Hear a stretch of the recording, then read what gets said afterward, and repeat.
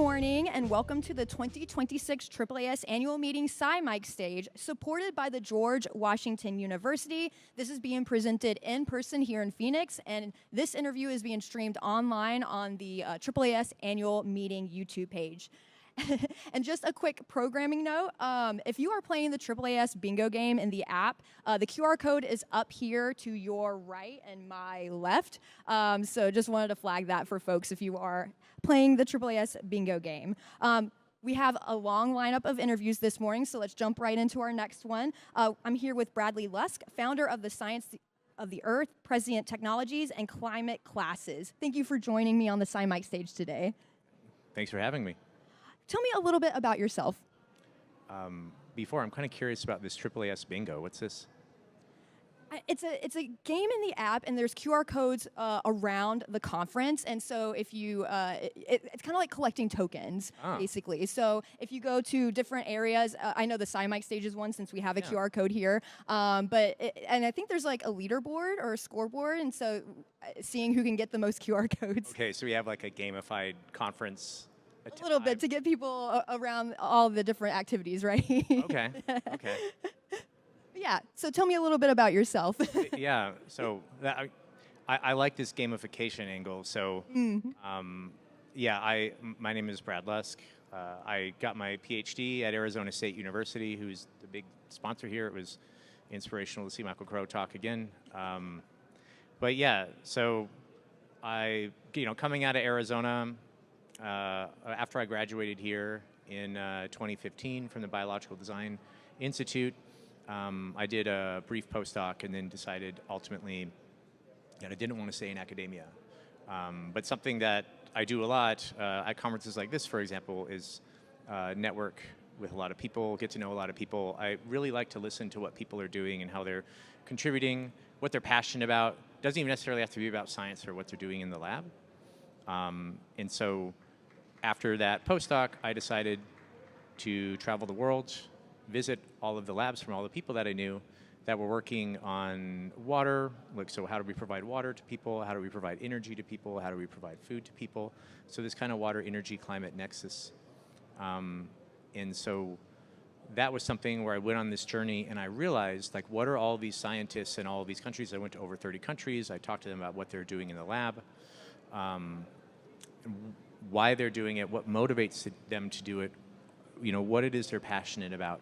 And there was kind of this overarching narrative about how science was this language that people were using to collaborate internationally to express empathy to the world's most impoverished people. Right. And I thought, what a powerful message, what a powerful narrative, and we should share that narrative and share that message. So that was a big part of me founding Science to Earth, which is a 501c3 nonprofit. And what we do is we engage the community in conversation, not only conversations around science. I think science is a multi-directional conversation that is happening. And so I want the community to tell me, the scientist, or to tell the network of scientists that I work with what it wants so that we can do that for them. And so an example of that, I'm going to be talking about it at my presentation today. I'm sorry, I'm getting to all the other questions. No worries. An example of that is, like, scientists came to me that are really involved in the caving community, which people might know colloquially as spelunking, but anyone who actually goes into caves would never call themselves a spelunker. Oh, I went caving once. Yeah. So I went to, I'm really into going outdoors. I'm really into hiking. So I went to, when I was at Arizona State, I was there for 11 and a half years as an undergrad, grad, postdoc, and then professor. So I was a part of a few nonprofit outreach groups and also a few just fun groups. And so I'm really into hiking in the outdoors. And this guy comes in and he's like, we have found these unique multicolored rock formations in this cave. So think like you're in a cave and all of a sudden you see this green and this blue and this purple and this gold and this red, and it has the consistency of like powdered sugar or salt and just these little splotches. And he's like, we think this is microbial, and all my research was on microbes that either breathe or eat metals. And so I'm like, okay, well, we could investigate that to figure it out. And so this was a member of the community that had no formal science training, that, is that me? Oh, okay. I guess that's somewhere over there. It sounds like the T-Rex is coming. May not be us, right? Jurassic Park or something. Anyway, so he has no formal training in the science community, and so I worked with him. I'm like, let's put together a research project. Let's connect you with labs, so labs at ASU in this case, at Arizona State. Let's get the scanning electron microscope to image the microbes that are there. Let's do the DNA sequence. And so we kind of worked together all the way through the peer review process. So first publication in the Journal of Cave and Karst Studies that is from the National Speleological Society, which is the largest caving society in the world. Okay. So then we were able to get all of that crowdsourced. Like all the funding was crowdsourced. Wow. Yeah. I love the story of how that came to be, and I find that to be exciting, and I'm sure there's many aspects that excite you about your work. Is there any that you'd like to share with us?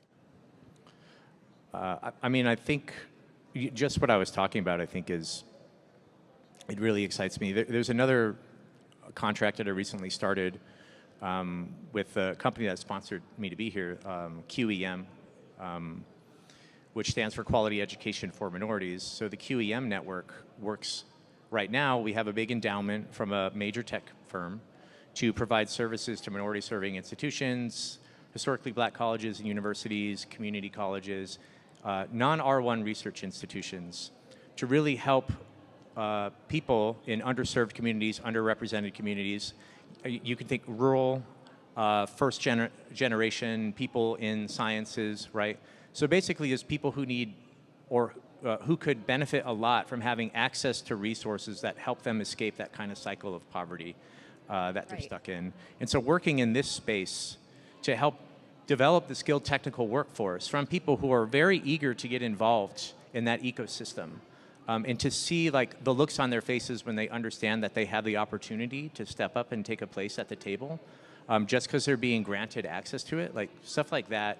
It's what I miss the most about being a professor is like, I was at South Mountain Community College for a semester working with non-major students in a bio class. And just to see that look on their faces when they discover like what sciences can be and what biology can be, and that they could possibly be a scientist, especially for a non-major who's probably just taken this as like their token science class, and now they're like really excited about what they're doing in a science class. Like that's the stuff that gets me up in the morning. I completely agree. I know exactly what you mean by the look. I was talking about weather models with some of my friends last night because my background's in atmospheric science, and when something clicked, they were like, wow, that's so cool, and that's just such a nice feeling, right? And so there are a lot of students who are attending this conference, and there'll probably be some attending your workshop or your session later, correct? So what advice do you have to students or early career researchers who listen to you here now or listen to you at your session later and think, wow, I want to do something like that? Like, what is your advice to them? Absolutely know your resources and find good mentors. None of the organizations that I've started, whether for-profit or non-profit, none of the things that I've accomplished have been in a vacuum. I've had to lean very heavily on the people in the network that I've built over the years, and also the resources that are available to me, and they can be like so fundamentally beneficial in helping you move forward. I'll just give a shout out now. Like one resource they could take advantage of is this QEM where I'm at. Just recently got this large endowment where they were able to hire 25 people like myself that all have historically worked for large government agencies, and they're no longer at those government agencies for various reasons.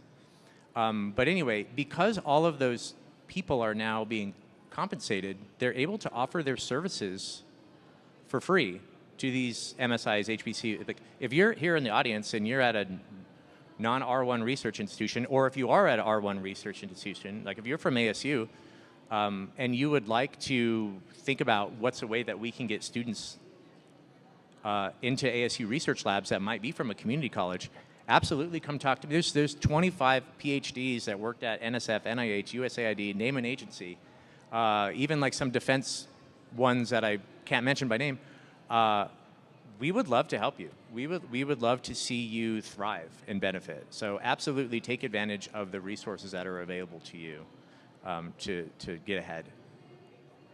I'm calling this the final phase of the interview, where I've been asking folks about what they do outside of science, particularly if there's any interesting books that you're reading right now. So is there any that you'd like to share with the group, or any hobbies?